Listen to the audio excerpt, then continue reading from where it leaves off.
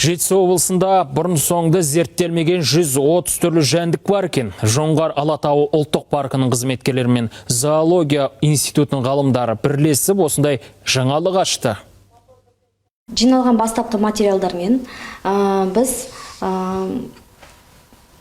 түрлерін анықтап, олардың бәрін мекендейтін жерлерін анықтап, немен қоректенетіндерін анықтап, халықаралық сайт бар.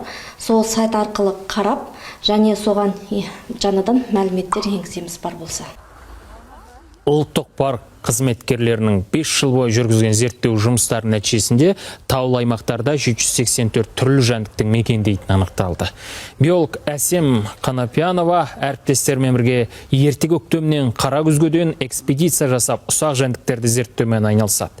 Әрқайсысын жеке суретке түсіріп, ғылыми сипаттамасын әзірлейді. Ғалымдар Жоңғар Алатауы ұлттық табиғи паркінде зерттеу жұмыстарын әлі де күшейту қажет деді.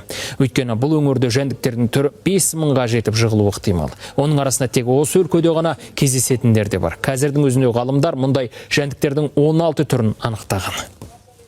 Фауна Жоңғарского Алатауы очень интересно. Жоңғар Алатауының фаунасы өте ерекше. Біз ғылымға белгісіз жәндіктердің жаңа түрлерін анықтадық.